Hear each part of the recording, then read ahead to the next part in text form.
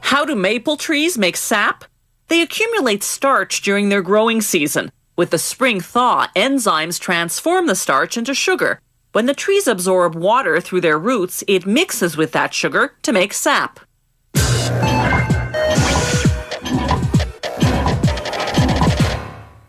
Long before the white man came to North America, the native Indians revered the maple tree.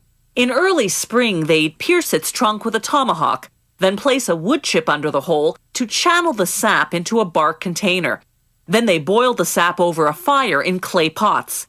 The Indians introduced maple syrup to the European settlers.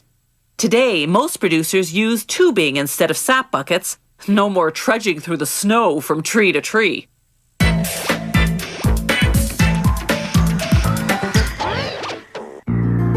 The time to collect sap is in the early spring, when the maple trees are still dormant and when the temperature hits 3 or 4 degrees above freezing. The freeze and thaw cycle alters the pressure inside the tree and starts the sap flowing. The first step is to tap the trees. They drill a hole 1 centimeter in diameter, 5 centimeters deep. Then gently insert a spout made of metal or plastic.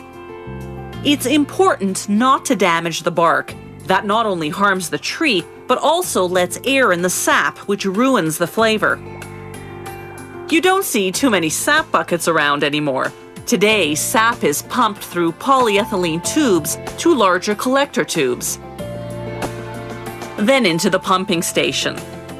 Sap is 97.5% water and only 2.5% sugar, so to transform the sap to syrup, they have to boil it down. It takes 40 liters of sap to make just 1 liter of syrup. When the tank fills up, the sap is automatically pumped to the sugar house into a stainless steel tank.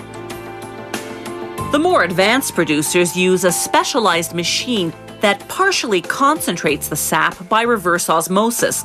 This more than triples the sap's natural sugar level and means they'll have less boiling to do. From there, the sap flows to the evaporator. They heat the sap to the boiling point and keep it boiling however long it takes to evaporate 66% of the water. If the water evaporates too slowly or too quickly, that'll adversely affect the color, flavor, and texture of the syrup. However, and here's where expertise is everything, there's no set cooking time. Experienced maple sugar producers can tell when it's ready just by looking at it. They test the sugar level using a device called a hydrotherm.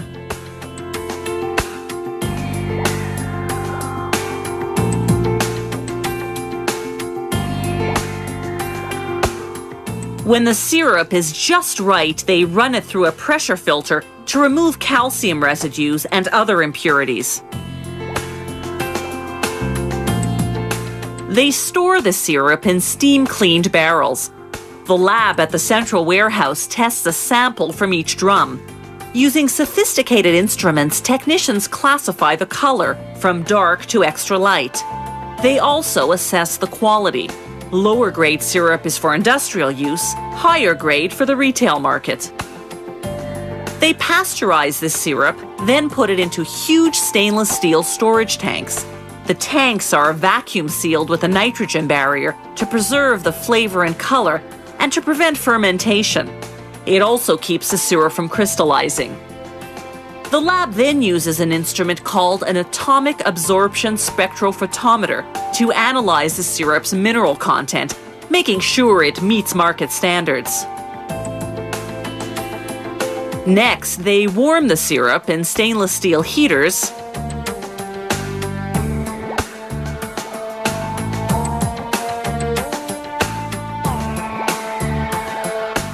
and run it through industrial-size filters. This step ensures the syrup will be perfectly clear. Then, just before bottling, they heat the syrup again, this time to 82 degrees Celsius. This not only sterilizes the bottles, but also guarantees the syrup will have a 4-year shelf life.